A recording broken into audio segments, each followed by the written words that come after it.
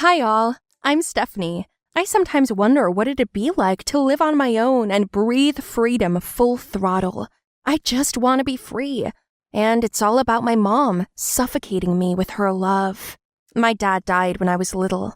It was just me and my mom. My mom has no one but me. The hardest part was when I was in school. She forbade me to go out with my friends, to go hiking with my classmates. And in general, my mother believed that I always had to be near her or wait for her at home. Later, when I started to grow up, my mother started to ask me to be her friend. For me, of course, it was a shock, but eventually I got used to it. I even shared everything with her. She knew all my friends by name. Now, my mom's always trying to get into all my stuff. It's like she and I are best friends, but at other times, she's just my mom. Which makes me feel some kind of inner conflict.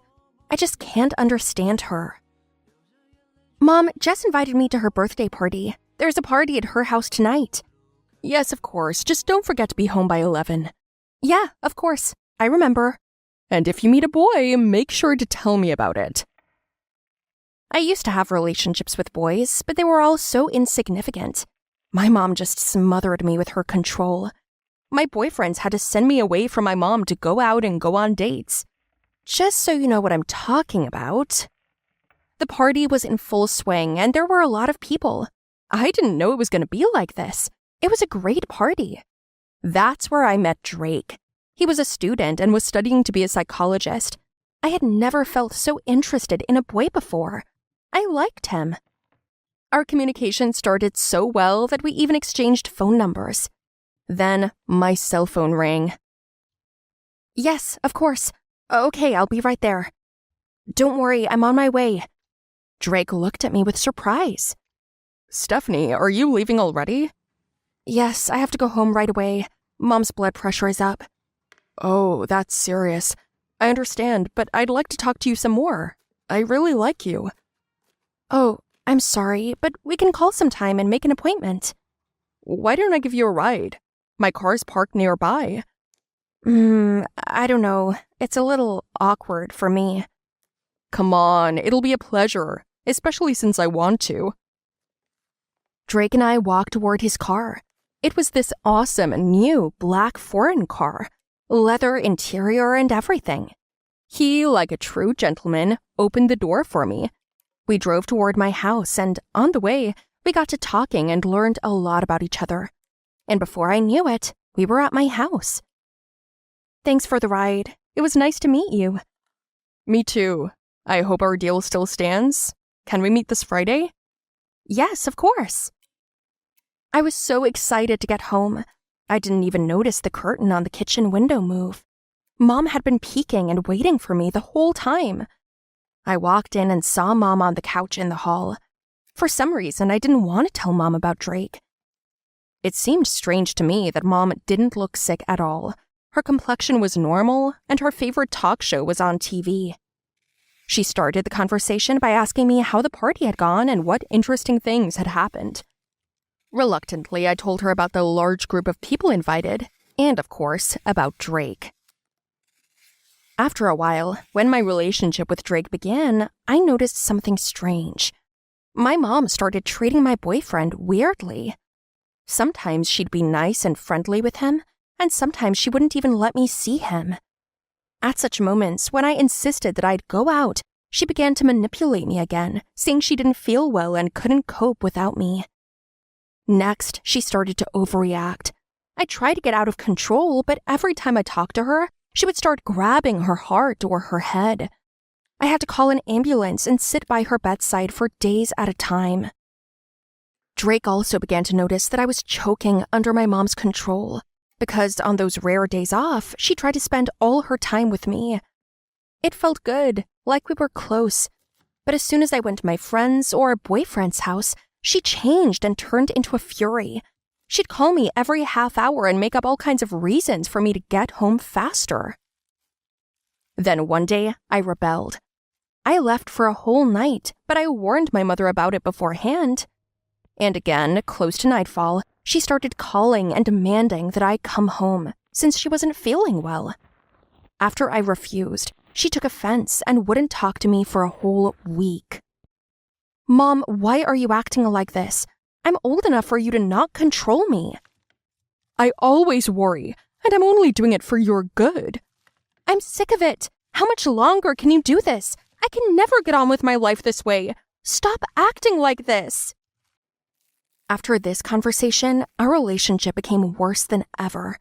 My mom started doing everything she could to spite me and trying to completely shield me from the world outside and my friends, but especially from Drake. I wanted to go to university and study in another city. She wouldn't let me do that either, and she deliberately made me fail the test. My friends told me that she was selfish and just manipulated me, but I couldn't do anything about it. I felt responsible and understood that I was the only one she had. Every day I noticed Drake began to stress her out, but we loved each other, and our relationship was developing rapidly. It was clear that we were planning a future together. That's when my mom got all worked up. She started turning me against him, talking rudely to him and always trying to break us up. When I'd go out with my friends, she'd ask him to watch me. She said my surroundings were awful and my friends were just vulgar girls. He thought my mother was supportive of our relationship and wished us well, so he did what she said. When I found myself being followed, I got really angry. Derek, I didn't expect this from you. Why? Your mom said you needed to be watched. She thinks your girlfriends are bad news. You know my mom very well yourself. She just wants me to always be with her. Don't be silly. She supports my relationship with you, and you don't have any good friends. Oh my God, you're just like her. I don't want to see you anymore. It's enough to have my mom on my back all the time. After this conflict, we broke up, and I felt very bad about it. I stopped communicating with my friends and my mother. I stayed in my room all the time and never went anywhere. The only thing that occurred to me was to go to work in another city. I took a leave of absence, bought plane tickets, and flew away from home and my mother, and I began to think about my life and realized that my mother was just afraid to be alone, afraid of being abandoned. But my resentment was really strong. I didn't want to go back to the prison I'd been living in all those years. My mother called me every day, crying and begging me to come back, but I felt I wasn't ready. I needed time to separate myself from my mother and start living my own life. So I got a job in the new city, but the pain of Derek's betrayal and my mother's attempt at control wouldn't let me go.